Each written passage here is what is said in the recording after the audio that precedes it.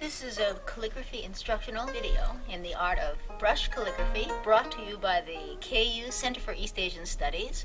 I'm Randy Hacker, the outreach coordinator for the center, and our calligrapher is Shu Hongying, a PhD candidate here at KU. First thing I'm going to do is to introduce a few of the tools that we use. We have the inkstone, we have the ink, we have the brush, and we have the paper. These were known as the four treasures in ancient China. And now Shu Hongying is going to show you how to do the 8 basic strokes.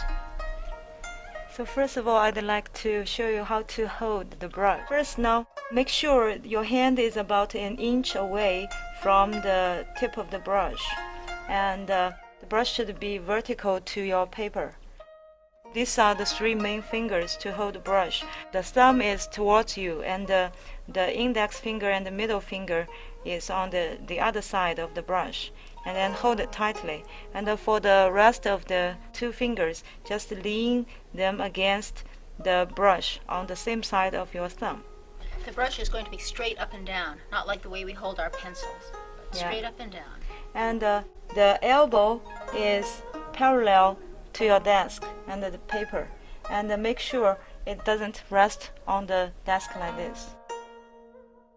You must use your whole arm when you're doing calligraphy. Yeah. You must use all the energy, starting from your shoulder all the way through your elbow down to the brush. The hand that's holding the brush is above the paper, and the hand that's not holding the brush is used to anchor the paper so that it won't move when you're doing the calligraphy. And now I'd like to show you how to do the basic strokes in Chinese writing. And how can we make the stroke thin or thick? It's all about the force you put on the tip of your brush. It's all about pressure. Yes. The less pressure, the finer the line. The greater the pressure, the thicker the line. Okay, so today I'd like to show you a character in Chinese, and this character is made up of those basic strokes in Chinese writing.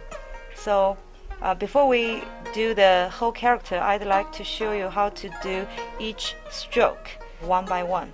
So first, let's do the first stroke, which is called 点 in Chinese.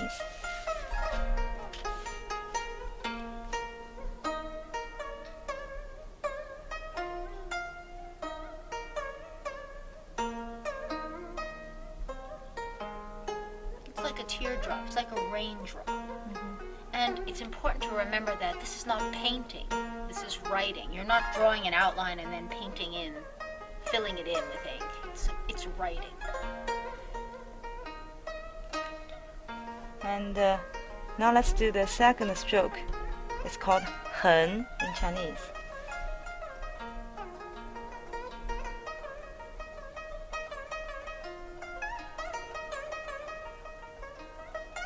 This is just a horizontal line, and coincidentally happens to be the number 1 in Chinese.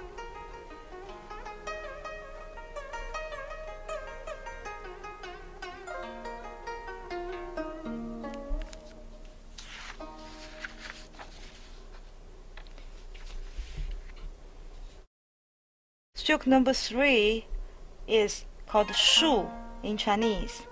And number 4 is a hook, and the hook is called 钩 in Chinese. So I'll do number 3 and the number 4 together.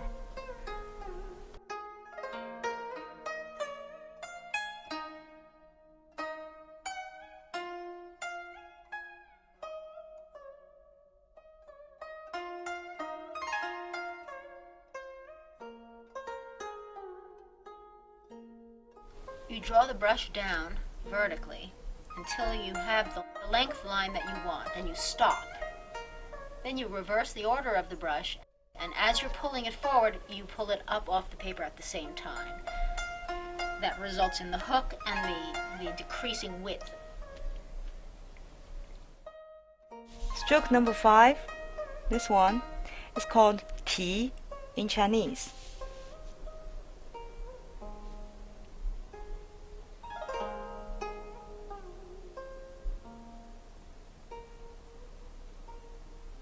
This stroke is really a demonstration of the change in pressure. She starts hard on the brush, and then as she draws the brush up and to the right, she's pulling it off the paper and gradually, and this results in that comet shape. Okay. Next one, number 6, is called 撇 in Chinese. And the number 7 is also called 撇 in Chinese. However, they are different in some way. For the number 6, it's longer, and usually it appears at the bottom of a character, while number 7 is shorter, and usually it appears at the top of a character. So I'll show you how to do number 6 first.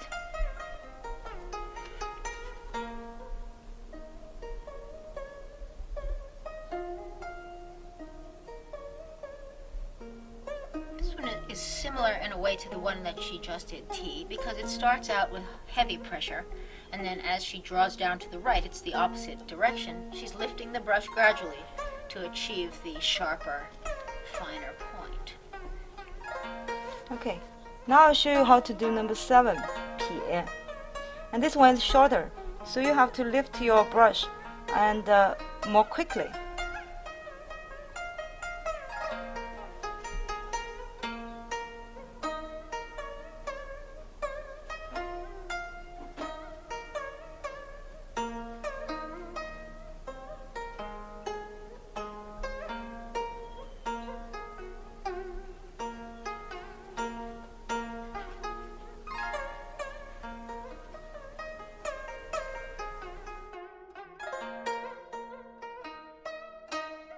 Okay, now the last stroke, number 8, is called 捺 in Chinese.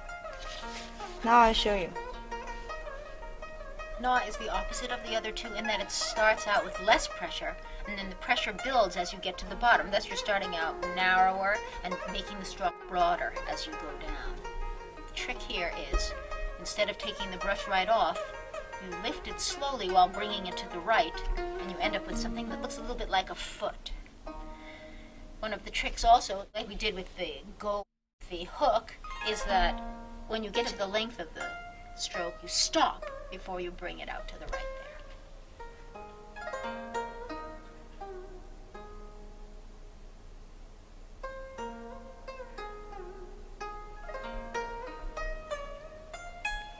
Okay. We have learned how to do the individual strokes of this character. Now it's time for us to do the character. And this character is called yŏng in Chinese, and its meaning is eternity. And when you are doing the whole character, make sure you follow the stroke order, which is from 1 to 8. Additionally, you're not allowed to dip your brush back into the ink. You must get enough ink to complete the character with one dip. Can't go back, no repairing either. That's part of the art.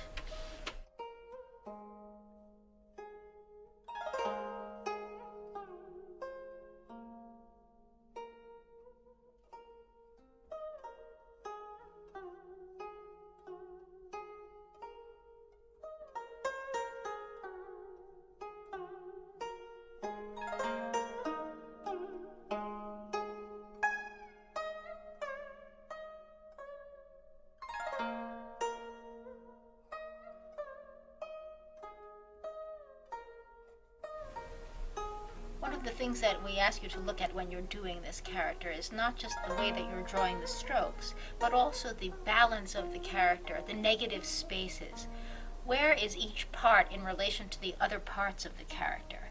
For example, this part, the space between the left side and the vertical line is something that you have to take into account too. You see it doesn't touch the vertical line, but on the right side, the stroke connects with the vertical line. So you're looking at a lot when you're doing the writing. Let her do it on rice paper, which is a more forgiving medium. In fact, no matter what you do on rice paper, it comes out looking quite professional. The rice paper is more absorbent, so when you put the ink down on it, it's going to run, or bleed is what I mean. And actually the bleeding adds to the artistic look of this particular art form.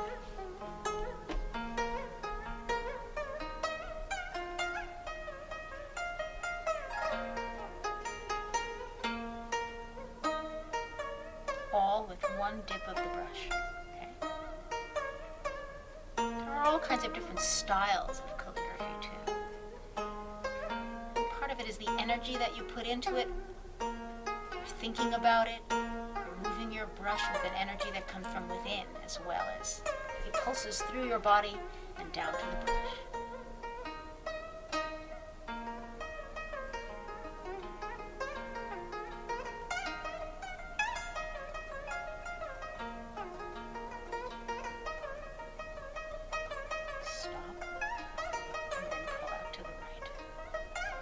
And even if there's a little bit of a miss, or if the brush doesn't come down exactly 100%, you cannot go back and repair it.